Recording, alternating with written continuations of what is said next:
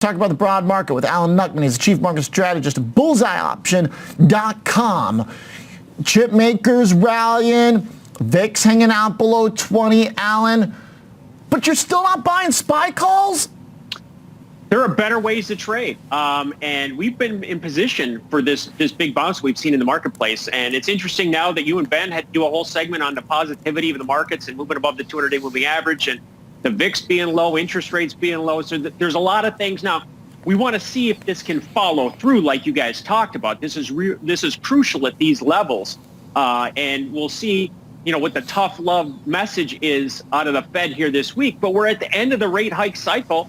And, it looks, if you look at the futures markets, December could possibly be a rate cut. So, we weathered the storm.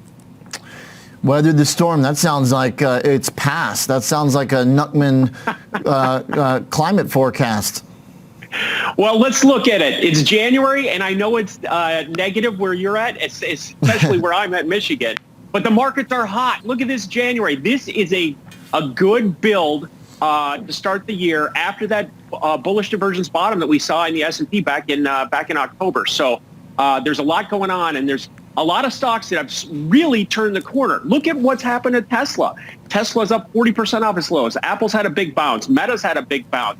Google's had a bounce. So we're looking for Amazon to make a turn as well. So, all of the big boys that were waiting down the market have had a little bit of a base bounce here, but they need some follow through. All right. So if we're going to seek follow through, where's the low-hanging fruit right now, Alan? Where do you want to get exposure if not the broad market? Well, I'm looking at the banks. Now, this is back-to-back weeks in banks. Last week we did Wells Fargo. Wells Fargo bounced about 5%, so the options are doing very, very well. I'm looking at Bank of America. I'm going to bet on America. Bank of America is still 30% off its 2022 highs. XLF, the ETF sector that follows the banks, is only down about 13%. So you've got some catching up. The PE is 11. Let me say that again, 11. The S&P PE is still below its 10-year average at 17 right now, is where we stand. Now, this is a stock that's gone between 30 and 40 for 9 months. And it's got a bullish divergence bottom, which is usually what we see in the sign of reversal. And you've also got some leverage buying here at these levels. So some smarter and more intelligent money sees an opportunity. Okay. So Bank of America, post-earnings, wasn't exactly the star child, but it's grinding, and you like that. Right.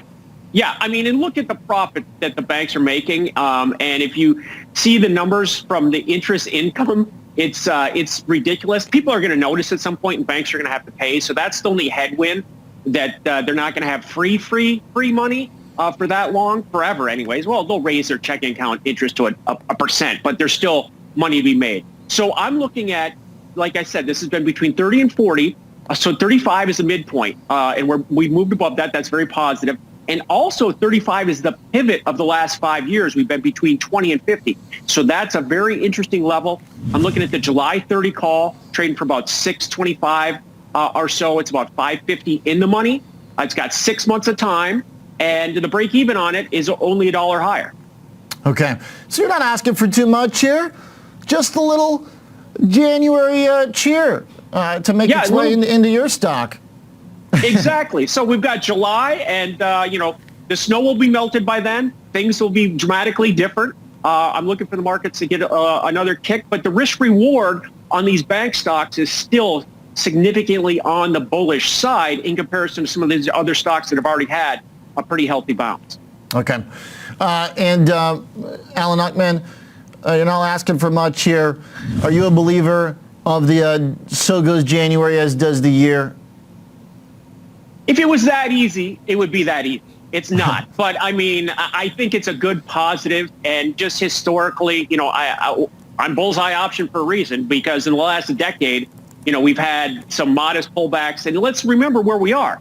We're less than 15% off the all-time forever high in the S&P, and we're still up 500% in the last decade. So, it's a bit of a pullback. I think everybody got very, very, very fearful from the rate hike. And, we were at zero. Money was free. Where is it going to go? So, yeah, let's see what the next level is. But I am starting to pay attention because your boy Ben, our guy Ben, is starting to get a little bit more optimistic, and that might be a contrarian sign. I got him. Yeah, I was hearing the positive tone too. Some people might say the same about me. I paid attention. Exactly. When you guys start going, I got to start rethinking. Gotta appreciate the charts.